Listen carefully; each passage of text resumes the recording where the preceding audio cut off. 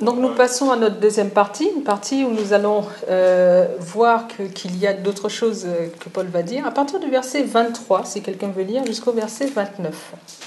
Et que dire? Si Dieu, voulant montrer sa colère et faire connaître sa puissance, a supporté avec une grande patience des vases de colère prêts pour la perdition, et s'il a voulu faire connaître la richesse de sa gloire envers des vases de miséricorde, qu'il a d'avance préparés pour la gloire. Ainsi, il nous a appelés non seulement d'entre les Juifs, mais encore d'entre les païens.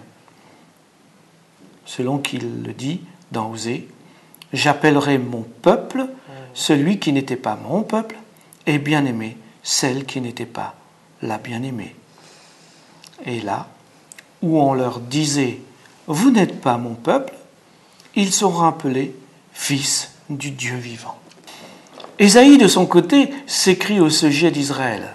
« Quand le nombre des fils d'Israël sera comme le sable de la mer, un reste seulement sera sauvé.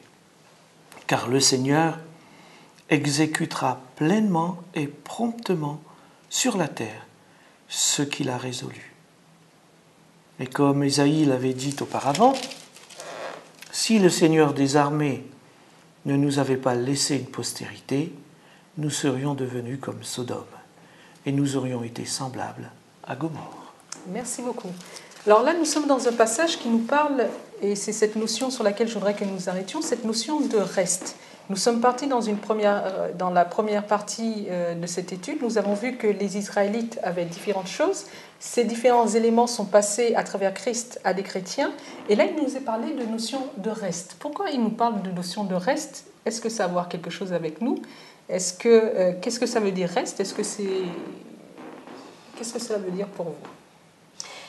Juste avant, il dit quand le nombre des fils d'Israël serait comme le sable de la mer. Là, on a l'impression qu'il y a j'ai pas envie d'une confrontation, mais il y a une notion de quantité, bien sûr, mis en adéquation avec la croyance, l'acceptation de Christ. On a l'impression, à travers ce texte-là, que ce ne serait que le reste qui acceptait cette alliance, qui acceptait cette proposition, justement, de vivre par la foi, même si ce reste est formé de millions et de millions d'hommes. Mais d'après ce que je crois comprendre, ça aurait pu être beaucoup plus, ça aurait pu être comme le sable de la mer.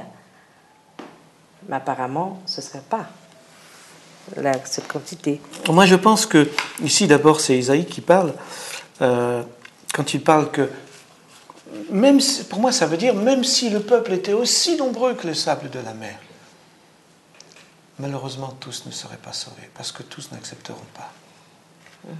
La notion de reste vient là. C'est l'acceptation du salut. Parce que c'est le problème de Paul. Il prêche le salut et son peuple ne l'accepte pas. C'est pour ça qu'il est triste. C'est pour ça qu'il pleure. C'est pour ça qu'il souffre constamment. C'est parce qu'il souhaite que tous les membres de sa famille dans la chair, c'est-à-dire ce peuple, il est israélite, que tous ses membres puissent accepter son salut. Mais il est conscient que le Seigneur lui-même l'a vu à l'avance, il l'a prédit par ses prophètes, que tous n'accepteront pas ce salut. Il y a beaucoup d'appelés, mais peu d'élus. Ce que tu dis ici est important. Cela voudrait dire donc que la notion de reste n'est pas les moins que rien, c'est-à-dire c'est vraiment la crème des crèmes de ce que Dieu a appelé. On peut appeler ça comme ça. Si mais on pourrait dire surtout c'est ceux qui ont accepté. Voilà, c'est ceux qui ont accepté parce que même ce reste-là ne sera pas parfait, on le sait justement. Même ce reste-là, mais en tout cas, ce reste-là voit en Jésus-Christ le Sauveur. C'est ceux qui ont accepté le Sauveur. Voilà, c'est ce qu'on disait déjà tout à l'heure. Mais ça ne veut pas dire qu'ils sont parfaits, parce que la perfection, seul Dieu peut déclarer que quelqu'un est parfait. Mais en tout cas, ce sont des personnes qui vont accepter le Christ, qui vont accepter ce salut. Et ça parmi les milliards et des milliards d'êtres humains. Ça rejoint le message d'Apocalypse 14, où l'évangile éternel est prêché à tout peuple, toute langue, toute nation. Qui représenterait le sable de la mer. Qui représenterait, par exemple. Et dedans, bien sûr, il y a la nation israélite, tous les Israélites, tout le monde est concerné. Ce salut est pour tous. Dieu ne rejette personne. C'est nous qui allons rejeter ou pas le salut. Nous acceptons ou ne l'acceptons pas. Et là, c'est seul un petit groupe qui l'accepterait. D'accord. Donc cela montre qu'il y a bien un critère qui est nécessaire, c'est celui de la foi qui est nécessaire, et nous retrouvons la suprématie de Dieu. Mais la question que j'ai envie de vous poser, ça sera la dernière. Que devons-nous faire de cette nouvelle que nous avons? Si nous savons qu'un petit reste est appelé à être sauvé, si nous savons que Dieu, comme nous a dit le verset 16, est celui qui fait grâce, c'est-à-dire c'est lui qui a mis les critères, si nous savons versets 4 et 5 et 6, comme nous l'avons vu, que Dieu a donné des éléments à travers Jésus-Christ, comment nous pouvons mettre cela en pratique dans nos vies? À quoi ça nous sert de savoir cela? Oui, voilà, je crois que la question la plus importante, c'est à quoi ça me sert. Très honnêtement, ça ne me sert pas grand-chose. Dans ma foi et dans ma démarche de la foi, ce qui m'importe, très honnêtement, c'est que cette parole me fasse vibrer. Cette parole, c'est que le sacrifice signifie quelque chose pour moi. C'est que ce sacrifice, je l'ai accepté et j'ai intégré la parole de Dieu dans ma vie et je conçois cette parole comme étant un guide et le Saint-Esprit qui m'accompagne jour après jour. Alors savoir après si je fais partie de reste, je ne cherche pas à faire partie d'un reste. Ce que je voudrais, moi personnellement, et ce qu'il est à mon avis intéressant de savoir, c'est comment moi je me positionne par rapport à cette parole où Dieu m'offre directement et simplement sa grâce. Voilà. Et je m'inscris dans cette grâce et j'avance avec lui jour après jour en gardant, bien entendu, en gardant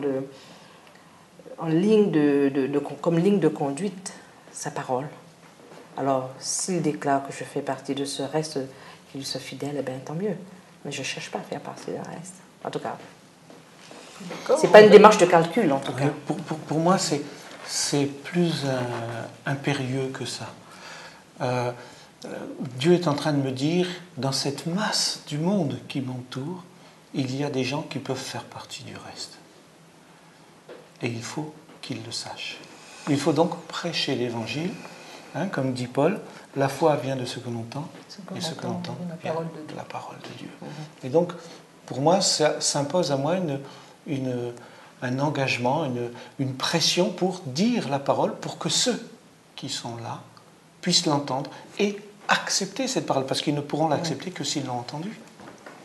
Donc s'impose quelque chose. Nous avons, si tu veux, la démarche n'est pas contradictoire. Non, tout à fait. Mais c'est une démarche intériorisée d'abord et qui consiste d'accepter Christ par amour. C'est une démarche d'amour. Nous avons la possibilité, tout un chacun, de faire partie de ce reste, mais surtout, plus important, nous avons cette possibilité de faire partie du peuple de Dieu.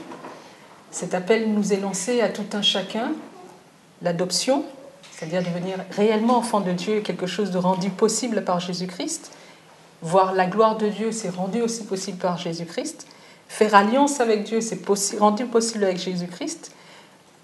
Avoir tout ce qu'il faut pour pouvoir faire partie de ces personnes qui auront la chance, comme nous dit le verset 27, d'être sauvées, est rendu possible par une personne, Jésus-Christ. Je sais que vous l'avez choisi. J'espère que ceux qui nous regardent auront la chance de dire je veux connaître également Jésus-Christ. C'est là ma prière pour tout un chacun. Et oui, voilà, le moment de nous quitter étant arrivé. Je voudrais quand même vous remercier d'avoir été avec nous pendant toute cette période estivale. Ça y est, la rentrée se présente et je voudrais par contre vous souhaiter une excellente rentrée pour tous les jeunes qui rentrent à l'université et toutes les familles donc qui vont se retrouver pour une entrée de labeur. Alors je vous souhaite beaucoup de courage et on se retrouve la semaine prochaine. N'oubliez pas de nous écrire à l'adresse qui se trouve au bas de l'écran. Je vous souhaite une bonne semaine. À bientôt.